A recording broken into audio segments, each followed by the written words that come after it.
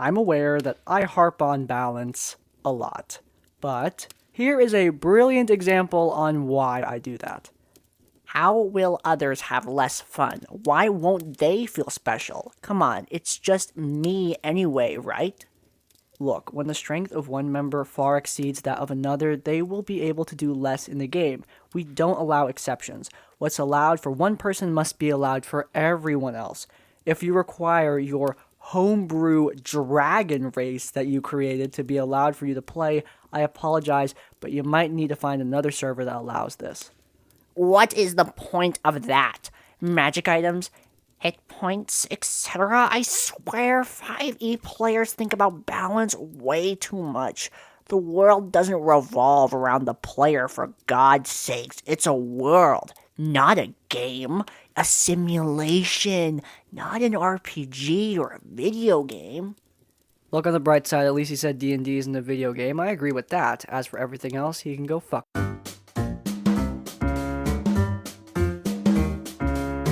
This story happened at the start of the year. I was running a relatively short 5e campaign with a group I'd canvassed together on Roll20. All of the group were very nice, including Streamer, the problem player, until I discovered his secret.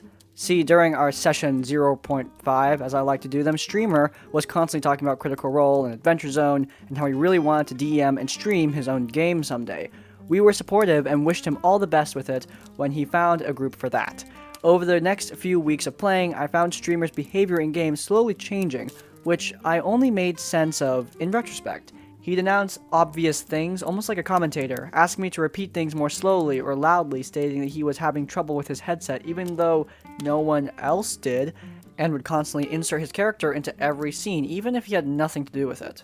I just chalked this up to his playing style, and just asked him to tone it back a couple of times with spotlight hogging. This came to a head, however, when one of my players contacted me and showed me a link to Streamer's Twitch, where I found out he had been streaming the game for weeks without telling any of us this or asking for permission, and was enjoying some mild popularity from it. The only reason why this player had found out was because Streamer told him about it, thinking they could work together to influence the game towards what his fans were predicting / asking for. I contacted Streamer and told him that I knew about him streaming our game. He tries to defend himself, saying that he works hard as a player and that he should be able to show his work to whomever he pleases, especially since he puts so much effort into entertaining his fans. I bluntly tell him that the fact that he didn't ask any of us for permission to stream us infers that either he knew that none of us would approve, or that he was so genuinely self-entitled that he didn't care about our wishes. In addition, I inform him that he didn't have to do a damn bit of work for the game, and that the only person in the group who did the work was me, since, I actually have to devote time to prepping for the game when all he had to do was show up. From there, I posted in our group Discord about what Streamer had done, and the group unanimously voted to kick Streamer, as he was spamming the group chat and us individually, begging us not to kick him. He gets the boot, and the last message I get from him before I block him is him saying that I ruined all his hard work and potential career. Okay, just to mention this because it is important, look, this is a punishable offense in some states. Don't do this. You cannot stream or record people without their permission, not just for legal purposes, but also because it's just rude. Don't do that. Also, it's not easy to start a D&D show. It's hard. Streaming D&D, let me tell you, it's way different from just playing the game. There's a lot of challenges that come with it. You now have responsibility not just to your party members and your DM, but also to the audience, because you're now a show. You need to entertain an audience. I know a lot of people want to stream their D&D games, but I have to say, and I have to advise, that it is difficult and can ruin D&D for you if you don't do it right. And this guy definitely did it wrong. Don't do it without your group's permission. That's like rule 1. Come on, everyone needs to be in on it. A few months ago, I decided that I wanted to try running Curse of Strahd with my friends. Some vague spoilers ahead for the module. My friends, whom I will call Wizard, Rogue, and Bard, have been friends with me since high school and are probably the people I'm closest with in the world. Rogue and I have been playing D&D for years and have plenty of experience. Bard had only played once or twice, but made up for that lack of knowledge of rules and class abilities with his enthusiasm for the game and willingness to roleplay. Wizard had also only played a few times, but from what I could see from him in the past, they had been something of a murder hobo with a reluctance to roleplay. Despite this, they were my friend, and I wanted to have fun with them, so I hoped that they could learn. Problems began at the very beginning. While running Death House in the first session, Wizard wandered off from the others in the basement and got ambushed by ghouls, with Con as a dump stat. They quickly dropped to 0 hit points and failed their death saving throws as the party caught up with them. They immediately proceeded to call me a bitch for killing off their character when I knew they didn't want to die. They sulked in their chair for the rest of combat, flicking a pocket knife open and closed while glaring at me. Now, I had actually prepared for the possibility of player character death this session and have the character suddenly awaken with full health and a death gift, something I'd planned to have happen later but moved up based in no small part to the fact that there was a very angry person with a knife and a significant amount of muscle sitting right across the table from me. The session continued without much further incident aside from Wizard complaining that the combat was too hard. A few sessions later, Strahd himself made his first appearance. He was charming and outwardly cordial to the party at first, but the general creepiness towards Irina soon became apparent. I had known ahead of time that this would be rather intense with heavy themes and had warned the players beforehand, asking them what specifically they would want warnings for and if they had any hard lines on things they didn't want included. I had compiled a list of content warnings for the players ahead of time to make sure I didn't bring up any sensitive topics without warning.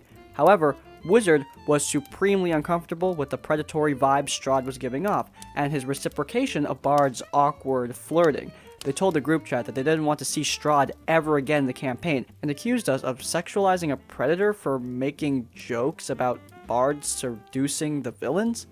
I told them that we definitely could tone down the horny Bard jokes, but I couldn't remove the main bad guy of the campaign or the themes of misogyny that are central to his character. They accepted this ruling begrudgingly. Throughout all this, they did not roleplay or interact much with the characters or the setting, and complained that they felt no investment in anything at all. Wanting my friends to have fun, I specifically tried giving plot hooks and new NPCs tailored to the wizard's backstory to encourage them to be more involved, but they instead changed to complaining that there was too much going on and it was too hard to focus. They also accused me of favoring the other two players, and to be honest, I did. They got to do more, if only because I would like to follow that mysterious hooded figure leads to more magical items or lore being found than I'm going to avoid doing anything in this entire town because it's none of my business and it does not explicitly tell me how to kill Strahd. Bard and Rogue asked NPCs questions and treated things seriously, as opposed to Wizard burning down a building that they knew contained kidnapped children just because it would inconvenience the villains that had made it their base, and rationalizing with the non-committal, "You would have died anyway." I knew that they weren't interested in the game and that they only ever seemed to be bored or uncomfortable. I told them that they were free to go at any time. We could still hang out outside D&D, and that they didn't have to do something that they didn't want to do. This only made them angry. They accused me of trying to force them to quit, or ignoring their complaints and pushing them away when I knew they had abandonment issues. With the victim card successfully played, I dropped the issue. Things continued like this for months. Wizard never had anything good to say about the games, my DMing, or anything in general, ultimately texting me to say that I should speed things up and just get to the boss battle because all the lore and side quests are just getting in the way. I told them that this was not a video game, and they couldn't just speed run the campaign, and I wouldn't cut to the story to satisfy one player. I told them that this was incredibly taxing on my mental health, and this is where everything went to shit. Wizard told Rogue and Bard separately that the game was emotionally draining me, and that they were concerned with my mental health, suggesting that I had some sort of unhealthy attachment to the campaign and that they were worried. Without waiting for my input, they persuaded Rogue that I was an anxious wreck and that the game had to end for my own well-being. The two of them agreed to quit, and since I can't really continue the campaign with only one player, they basically canceled the game for me. I only know any of this happened because Bard had a feeling Wizard wasn't telling the full story and sent me the screen caps. This all happened last night, and I am typing this with a recovering hangover, a sense of betrayal from my oldest friend, and 15 unopened texts demanding that I text them back and apologize for ignoring them. I don't want to end this friendship after so long, but I really don't know what I'm supposed to do now. Any attempt at confrontation would end in them playing the victim or getting mad at me, and I don't think I can really move past this like nothing ever happened. I spent months on this, and spent hours a day working on session outlines, NPC notes, and painting miniatures. They took my main creative outlet, something I genuinely loved, and destroyed it. I don't know what I can do. There was an update to this story, and to say the least, things didn't really get better in a social context. A lot of the friends were convinced by Wizard's gaslighting, which, yeah, that really sucks. Obviously, this isn't something that's going to constantly happen and isn't an issue that I hope a lot of people face, but yeah, this kind of manipulation isn't just a sign of a toxic D&D player, it's just a bad person. I mean, this is the Strahd abusive relationship in real life, which is definitely not good at all. There's really nothing I could say here that's easy, because when you are playing with your friends, you do run this kind of risk. I had a problem player who at the time was a friend, and it was really hard to sort out that situation, because even if you could say, oh, why don't you just break off the friendship? Sometimes it's not that easy, especially if, like me, you didn't have a lot of friends up until that point. I am not saying that you can't play D&D with friends. All D&D games I run are with friends that I have, but I am saying that you need to keep an eye out and be aware of the possible issues that can arise when you're playing with people who you already have a relationship with. It can make situations like this very, very difficult, but here's to hoping that these situations aren't very common. Alright, next story. First time posting here. English is my first language, so if there's any errors, I'm just a dumbass. Also, I'm not exactly sure if I'm wrong here or not, so please read and let me know. Our cast of characters are three big people. Me is me, DM is the DM with their quest giver, and owner is the owner of the store. This was a West Marches / Living World style server. A bit of background on the world. This is important, I promise. The world consisted of 5 major factions vying for alliances and control. My PC was the leader of one of them, the one which dealt with money and trade routes. I wrote her as being very nice and open to chat, as long as you respected her. I spent quite a bit of time on this character and got really excited to play. The starting level for faction leaders was level 7. Also note that magic was nearly dead on this world. It was so rare that you had to roll a d20 before creation to see if you could be able to cast at all. I flubbed it, which was fine because I'm going to make a swashbuckler rogue anyway. Okay, now onto the actual story. One of the owner's NPCs was interested in having a conversation with my player character. This was fine, except for the fact that he entered her castle forcibly and by injuring multiple guards. I guess that's fine, my PC just requested a 100 gold piece fine for medical expenses, which was paid without struggle. From then on, we were even. My player character treated owner's NPC with the utmost respect and was getting ready to hear his request for an alliance out. Then, enter DM's quest giver. I didn't explicitly consent out of character for him to enter the scene at all, but owner did, so whatever. He entered in a similar manner, so I hit him with the 100 gold piece fine. DM brushed it off and the quest giver started smoking. I'd already shown my player character had an aversion to alcohol, drugs, and similar substances in her presence in the earlier part of the scene. DM knew this, and he specifically did this to make my character angry. My PC asked the quest giver twice to put it away and pay their fine. They refused, brushing it off again, so I decided to add 50 gold pieces to it for trespassing per minute they arrived. They brushed that off too and asked me and the owner's NPC to explore a new plane of existence with him. Note that my PC barely knew any other planes existed in the first place due to the lack of, magic in the world. This was also a bit of a red flag, because other planes are typically the subject of higher level adventures than, level 7. Owner and I both got to tell him to get lost, and he says something to the effect of, "Great, we'll get started shortly." We both tell him that we, in fact, did not say that we wanted to explore other planes, and the NPC just leaves, ignoring the fine that is now over 500 gold pieces due to all the time he wasted smoking and pretending he didn't hear us.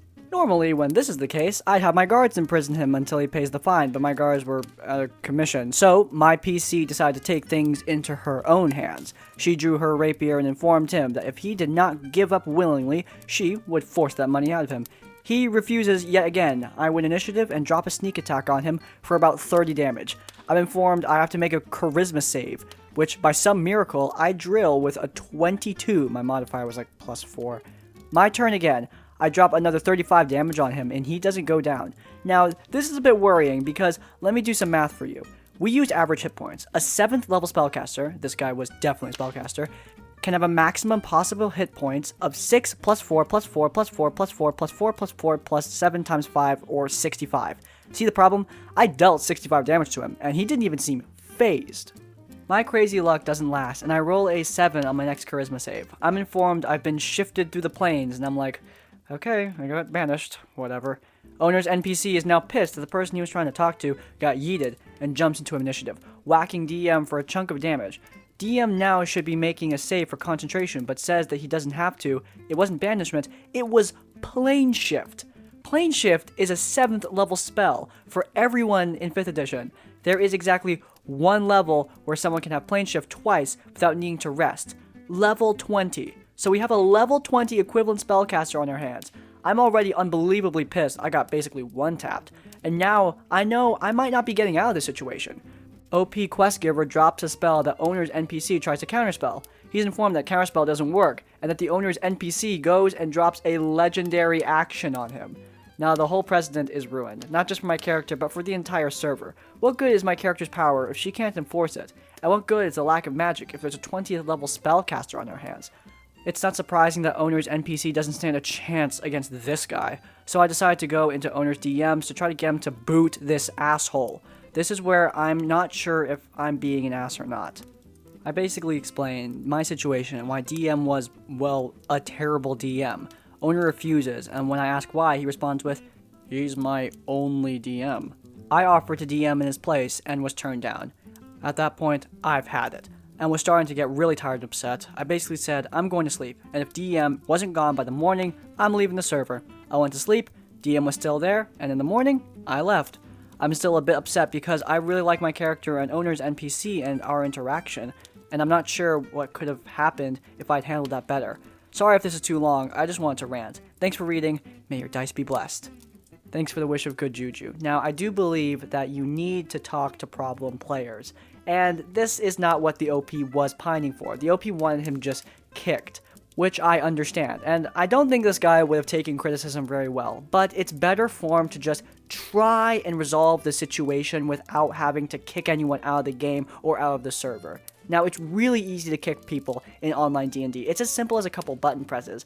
In-person D&D, it's way different. But online, it's really easy just to remove a problem from your game. But I encourage people to at least try to confront an issue with talking. Just try to explain your problems, and if they respond toxically, then kick them, because there's nothing you can do about that. Alright, if you guys enjoyed this episode of RPG Horror Stories and you want to let me know, please do leave a like. If you want to see more episodes of this series as well as my other content, then please do subscribe to Crispy's Tavern. And finally, if you want to leave your own stories or thoughts, go down to the comments down below. If you can't think of a comment, leave the comment plane shift with a question mark to let me know that you made it to the end of the video. In essence, like, comment, subscribe. I will see you all next time. Farewell.